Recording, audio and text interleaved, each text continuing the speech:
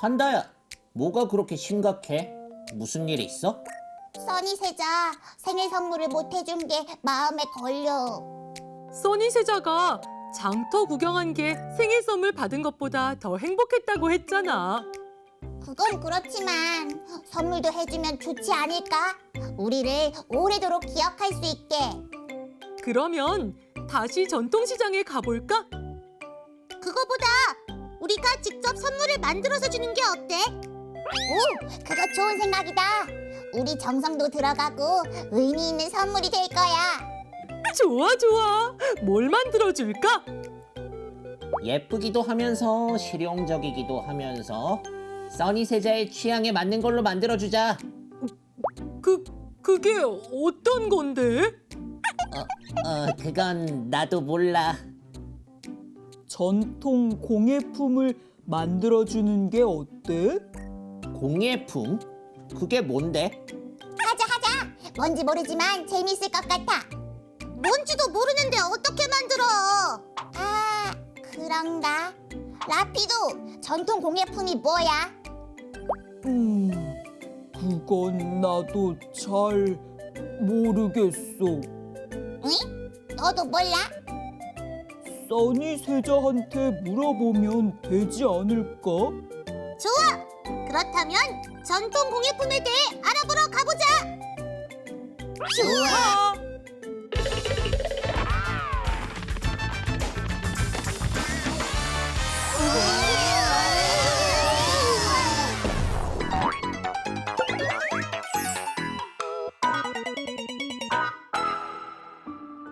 우와, 세상에 이렇게 꼼꼼하고 예쁜 공예품이 있을 줄이야.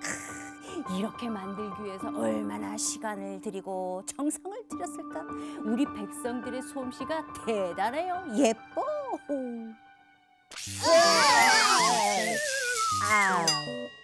오늘도 어김없이 찾아와 주었군요. 잘 왔어요. 나 혼자 보기엔 진짜 아까운 공예품인데 같이 봅시다. 어때요? 우리 백성들이 한 줄 한 줄 제대로 엮은 공예품입니다. 예쁘죠?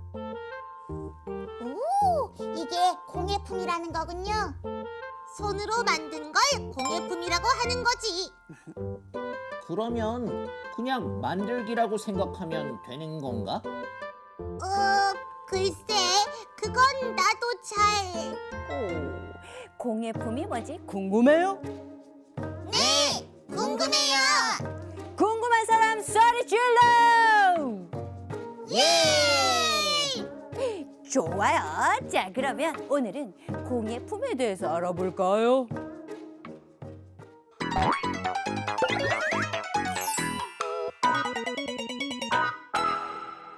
오, 써니 세자! 저거는 나무로 만든 것 같은데 저것도 공예품인가요?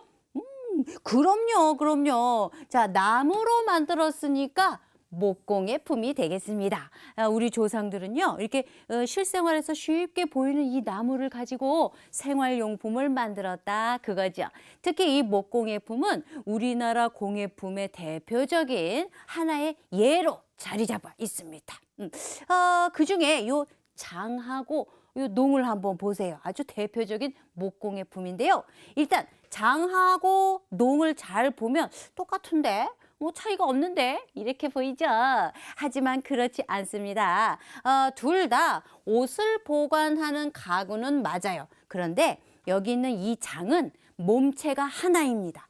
딱 봤을 때 산층처럼 보이지만 사실은 딱 하나의 몸체만 갖고 있어요. 자, 이 안에 요렇게 층이 나누어져 있는 것이죠. 그런데 농은 몸체가 각각 분리되어 있습니다. 자, 이와 같은 경우에는 1층과 2층 두 개의 몸체로 되어 있어서 2층을 1층에 이렇게 포개 놓은 것이죠. 자, 그런 차이가 있다는 것입니다. 우리가 흔히 부르는 그 장농 문 좀 열어봐 할 때 그 장농, 그것은 장과 농을 합해서 부르는 말이 되겠죠. 아, 그런데 저렇게 큰 거는 못 만들 것 같은데 좀 작은 건 없나요? 작은 걸 찾으신다면 이건 어떠십니까? 장과 농보다는 작은 것인데 반다지라고 합니다. 잘 보시면 여기 이 부분 보이시죠? 이 부분 예, 이렇게 잠근 거 보이시죠? 앞면을 반으로 요렇게 반으로 나누어서 한쪽 면만 요렇게 여닫도록 만들었어요. 자, 그래서 반만 여닫도록 만든 것이라서 반다지 이렇게 부르죠. 서민들의 대표적인 가구인데요. 또 하나 이건 어떨까요? 궤도 있습니다. 자, 이 궤는 앞에서 그 반다지가 앞면 반이 왔다 갔다 여닫게 만들어진 것에 반해서 요것은 위가 이 뚜껑처럼 위가 열렸다가 닫혔다가 할 수 있는 것이 바로 궤가 되겠습니다. 상자 형태의 가구죠. 책, 문서, 그릇, 옷감 그냥 여기다 다 보관을 할 수가 있습니다. 반다지와 달리 위로 열렸다 닫혔다 한다고 했죠. 그래서 윗다지라고도 한대요. 혹시 그거보다 더 작은 거는 없을까요? 그거보다 더 작은 거 있죠. 작다라는 뜻의 소자가 들어가 있습니다. 자, 소반은 무엇이냐? 음식을 먹을 때 쓰던 작은 상을 소반이라고 하죠. 자, 신문에 상관없이 아주 널리 사용되던 생활 필수품인데 지역에 따라서 상판, 그러니까 여기가 상판입니다. 예. 이 부분을 상판이라고 하는데 이 지역에 따라서 상판이나 요 다리 모양이 달랐다라고 하죠. 그런데 이런 그 목공의 품에다가 짜잔! 나전치기나 화각공예 기술을 입히면 얼마나 예쁘게요? 나 뭐라고요? 이름이 너무 어려운데 그건 무슨 공예예요?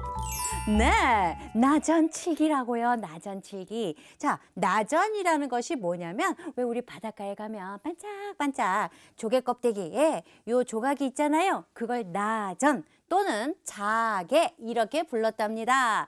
자, 그 조개 껍데기를 여러 가지 모양으로 박아서 넣어서 박아 넣거나 붙인 공예품이 바로 나전칠기가 되는 것이죠. 그럼 이 나전칠기 어떻게 만들까? 일단 나무로 가구를 만든 후에 오칠을 막 해요. 자, 그런 다음에 조개 껍데기를 잘 갈아 말끔하게 다듬어서 판판하게 합니다. 그래야 잘 붙으니까.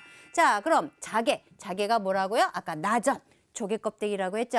자개가 준비되면 무늬에 맞게 잘 자르고 또 종이본에 붙입니다.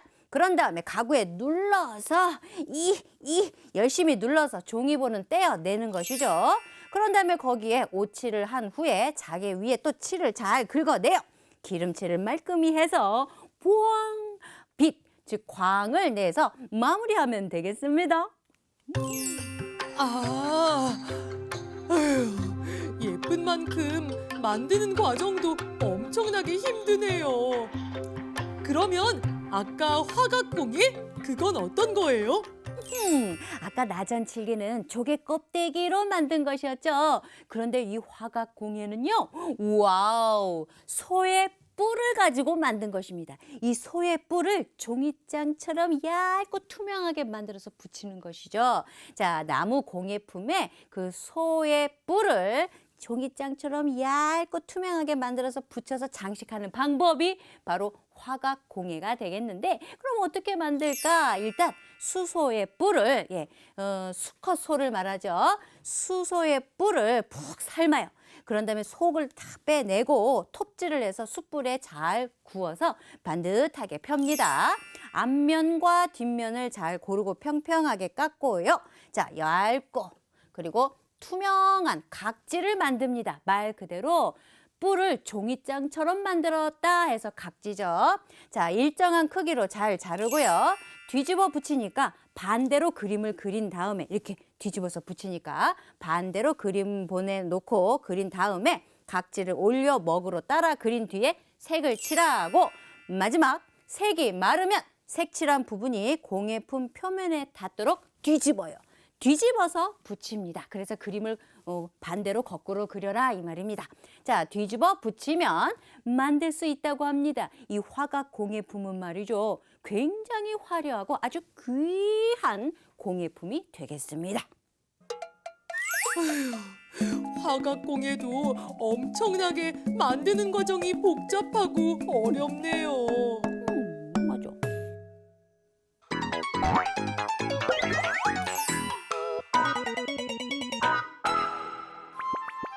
나는 도자공예에 한번 도전해보겠어. 여기 오면 도자공예 장인을 만날 수 있다고 했는데, 아, 장인은 장인 장모할 때 장인 아니고요. 오랜 세월 동안 기술을 익혀서 공예품을 전문적으로 만드는 사람을 말합니다. 오늘날에는 전통 공예를 지키고자 각 분야에 뛰어난 장인들을 국가 무형문화재 보유자로 지정하고 있죠. 오호! 저기 계시는군. 안녕하세요. 우와!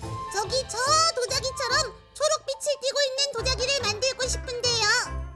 아, 청자 말이구나. 지금 보는 색을 비취색이라고 하는데 맑은 하늘색이라고 볼 수 있지. 청자는 고려시대에 만들어졌는데 특히 도자기의 무늬를 파내고 그 위에 검은색이나 하얀색의 흙으로 메워서 완성한단다. 이걸 상감청자라고 하는데 세계가 놀라워하는 우리 조상들의 특별한 기술이지. 우와, 정말 색깔하며 문양이 눈에 확 띄네요. 그런데 저거는 왠지 만들기 어려워 보이고. 아, 청자 옆에 있는 하얀 도자기. 저건 뭔가요? 보는 것처럼 하얀 도자기라 이름도 흰 백자를 써서 백자라고 한단다. 깨끗하고 하얘서 조선시대 선비들이 사랑한 도자기지. 백자는 하얀색 흙으로 모양을 만들고 투명한 유약을 발라서 구워내서 만드는데 아무 무늬가 없는 순백자, 푸른색으로 그림을 그려 꾸민 청화백자 등 종류가 아주 다양하단다. 뭔가 백자도 만들기 쉽지 않아 보여. 그렇다면 그 옆에 도자기는요? 이건 분청삭이라고 한단다. 고려 말기부터 시작해서 조선 초기에 많이 만들어진 도자기지. 투박한 청자에 하얀 흙을 덧발라서 꾸미는데 무늬를 꾸미는 방법도 아주 다양하단다. 오, 고려 시대에는 비취색 청자, 고려 말기부터 조선 초기에는 분청삭이, 조선 시대에는 하얀 백자가 인기였군요. 아무래도 분청삭이도 내가 만들기는 어렵겠어. 이건 뭐지? 그냥 하얗고 동그란 것이 만들기 쉬워 보이는데 이건 뭐예요? 달처럼 생겼다 해서 달 항아리라고 불리는데 높이가 40에서 50cm 되는 제법 큰 항아리란다. 당시 기술로는 한 번에 만들 수 없어서 자세히 보면 위쪽과 아래쪽을 따로 만들어서 붙인 흔적을 볼 수 있지.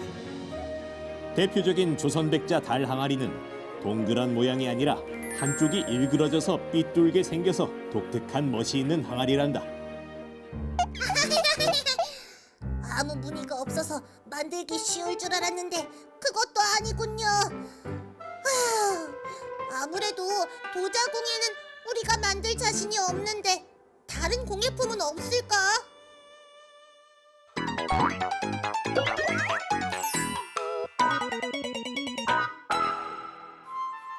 걱정하지 마.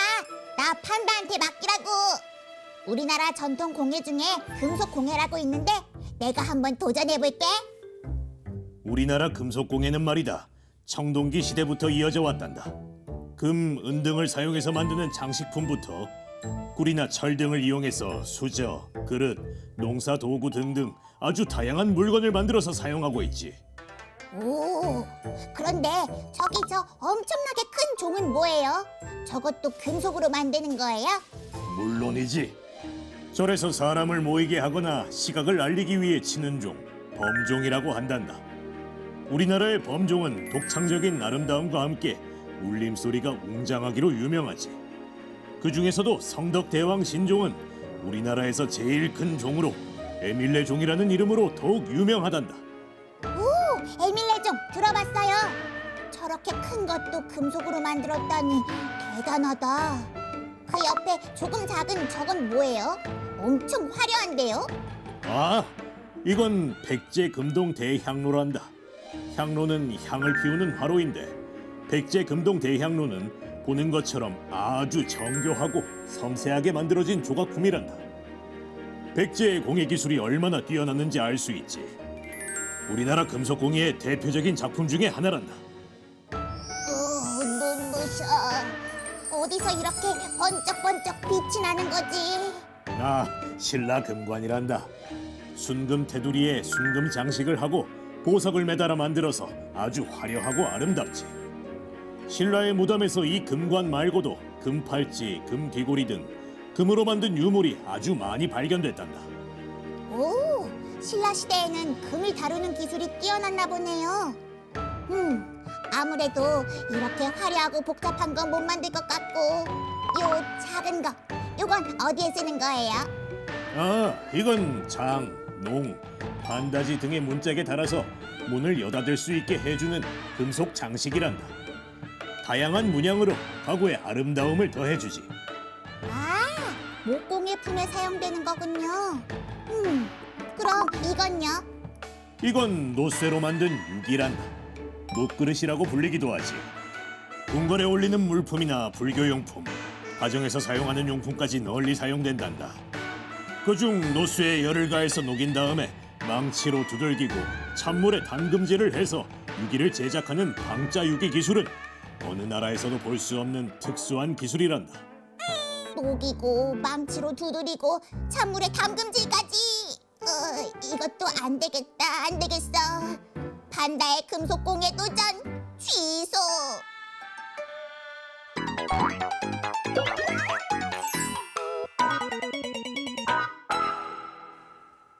뭐가 이렇게 다 과정이 복잡하고 어려운 것뿐이냐? 써니세자, 우리나라 전통 공예는 이게 다예요? 아니에요. 여기 실을 이용한 자수와 매듭 공예도 있다고요. 자, 옛날 여인들은 말이죠. 아름다운 요 색실을 가지고 한 땀 한 땀 술을 놓았습니다. 그 술을 가지고 옷이라든가 뭐 병풍이라든가 이런 생활용품에 이렇게 장식을 만들었다 이거죠. 자, 그것이 바로 자수라고 하는 겁니다. 자, 그리고요. 매듭 공예는 뭐냐면 아름다운 색끈이 있어요. 예, 색이 들어간 끈이 있는데 그걸 가지고 아주 다양한 매듭을 만들죠. 그 매듭을 가지고 만든 공예품이 바로 매듭 공예라고 합니다. 자, 그러면 어떤 것이 있는지 예를 보여드릴게요. 일단 조각보가 있습니다. 여러분 왜 이렇게 옷을 짓거나 할 때 이렇게 가위로 자르잖아요. 그러면 이 자투리들이 나오죠. 그 자투리들을 버리지 않아요. 자, 쓰고 남은 색색의 그 천조각을 이어서 만든 보자기가 바로 조각을 이어서 만들었다 해서 조각보라고 합니다. 굉장히 아름답죠? 예, 조그맣게 남은 천을 가지고 만들었지만 굉장히 아름답습니다. 이 자투리 하나라도 아끼고 살뜰히 살폈던 우리 조상들의 절약 정신을 볼 수가 있죠. 자, 또 하나 복주머니가 있습니다. 복이 들어가는 복주머니 어디에 찼을까요? 이게 허리춤에 찼다라고 하죠. 허리춤에 차거나 들고 다니던 이 주머니인데 복을 불러들인다라는 의미가 있습니다. 여기 잘 보세요. 요거. 여기 수가 놓여져 있죠? 예, 바로 여기 자수를 이용해서 아주 아름다운 생활용품을 만들었습니다. 자, 그런데 여기에는 수가 놓여져 있지만 여기를 잘 보면 또 매듭도 보입니다. 자, 이렇게 입구에는 끈을 달아서 매듭으로 장식한 작품이 바로 복주머니가 있고요. 자, 이것은 병풍이 되겠습니다. 원래 병풍은 장식용으로도 쓰이고 또 바람을 막는 데도 쓰이고 또 어떤 공간을 이렇게 딱 분리해주는 그런 역할을 하는데 이것도 그냥 놓지 않았어요. 자, 어떻게 했느냐? 예쁘게 장식을 여기다 했다 이것이죠. 자, 여기 자수를 놓았습니다. 여기 보면은 여인들이 한 땀 한 땀 놓은 자수가 보이죠? 자, 이렇게 자수를 놓은 병풍을 특히 수병이라고 불렀답니다. 자, 여기 댕기도 잘 보면 여기 자수가 들어가 있죠? 자, 이 댕기라는 것은 자, 요렇게 여인들이 이렇게 한 땀 한 땀 되게 요렇게 요 따은 머리를 만들잖아요. 자, 이때에 여기를 예쁘게 장식하는 그 헝겊이 바로 댕기가 되겠습니다. 아주 수를 예쁘게 놨군요. 자, 여기 이것은 놀이개입니다. 자, 보시다시피 여기 매듭이 보이죠? 예. 자, 이렇게 아름다운 매듭을 가지고 아름답게 옷을 꾸미는데 썼다고 합니다. 써니세자는 댕기랑 놀이개는 필요 없으니까 복주머니를 해줄까? 아니면 병풍? 뭐요? 아, 아니에요. 도움이 많이 됐어요. 고맙습니다.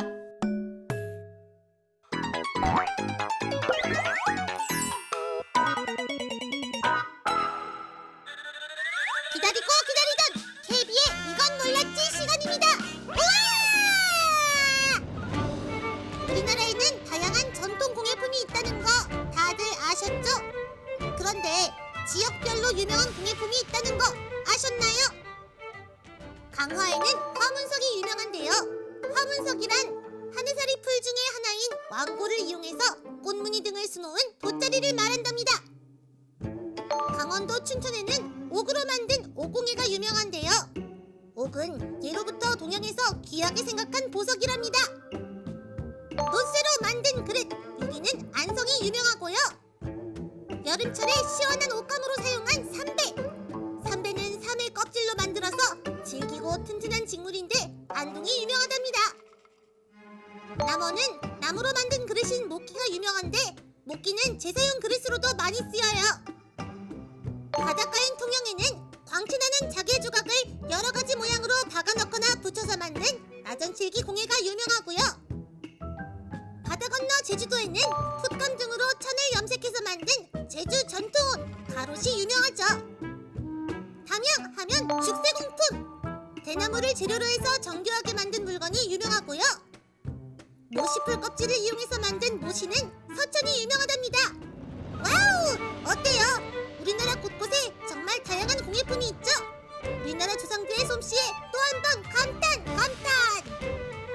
이상 KB의 이건 몰랐지였습니다.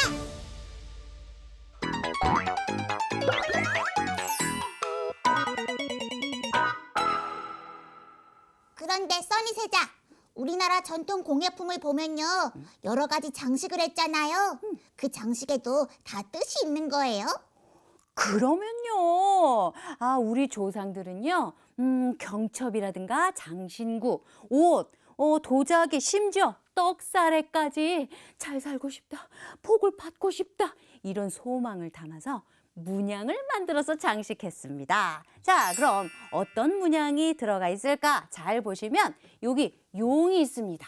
그리고 요 아래쪽에는 봉황이 있습니다. 자, 각각 임금과 왕비를 상징하는 신비의 동물이죠. 상상의 동물이죠. 자, 이러한 문양을 만들어서 궁중에서 장식 문양으로 사용을 했다고 하고요. 짜잔! 이건 뭐지? 나비인가? 아니면 새인가? 잘 보시면요, 이건 바로 박쥐입니다. 그런데 박쥐를 왜 문양으로 사용했을까? 바로 박쥐를 뜻하는 한자가 요 복자가 있대요. 그런데 복을 말하는 한자, 복자도 바로 요렇게 쓰는데, 이야, 이것도 이것도 복. 발음이 똑같죠? 자, 그래서 복과 같은 소리를 낸다고 해서 이 박쥐가 예로부터 복의 상징인 동물이 되었답니다. 그래서 이것도 문양으로 사용했고요. 자, 여기 아까 나비인가 그랬는데, 이 아름다운 나비 또한 경첩이나 놀이개 등에 자주 사용이 되었습니다. 이유는 즐거움과 행복을 상징했기 때문이죠. 그리고 물고기도 문양으로 상징했는데, 물고기는 눈을 깜빡깜빡하지 않잖아요. 밤낮으로 눈을 뜨고 있었기 때문에 나쁜 기운을 물리쳐준다라는 의미로 이 물고기 문양을 사용했고요. 석류도 사용했습니다. 석류는 그 안에 씨앗들이 엄청 많잖아요. 자, 그래서 아들을 많이 낳고자 하는 그 마음을 상징했기 때문에 여기 석류도 사용했고, 자, 이거 많이 봤을 겁니다. 그렇죠? 자, 이게 사실은 기쁠 희자를 2개를 쓴 것입니다. 그렇죠? 자, 그래서 쌍희자라고 부르기도 하는데, 이것은 기쁘게 산다. 그래서 부부의 금술이 좋기를 바라는 의미를 담고 있대요. 오호! 공예 속 전통 문양에도 다 의미가 있군요. 강화에는 화문석이, 통영에는 나전칠기 공예가 발달했다.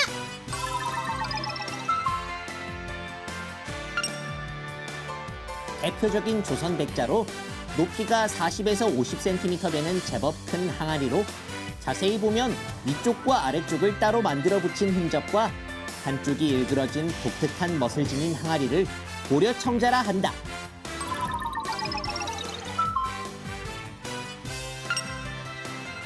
허덧공예는 오칠한 나무 가구에 반짝이는 조개 껍질 조각을 여러 가지 모양으로 박아 넣거나 붙인 공예품이다.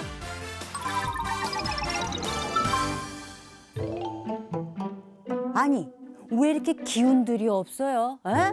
무슨 일 있어요? 써니세자, 저희가요. 이걸 준비했어요. 저기 한번 보세요. 병풍? 아니, 이게 웬 병풍이야? 어? 우와, 여러분의 얼굴까지 다 있네. 우와, 이걸 만든 거예요? 설마? 네, 저희가 며칠 밤을 새면서 한 땀 한 땀 만든 거예요. 오래오래 저희 기억하라고요. 맞아요. 써니세자 생일 선물로. 이런 세상에 감동이야. 이걸 직접 만들었다고 감동이야. 게다가 얼굴까지 넣고 감동이야. 얼마나 정성을 들였을까. 감동이야. 고마워요, 세상에. 어떻게 언제부터 도대체 이런 생각을 한 거야?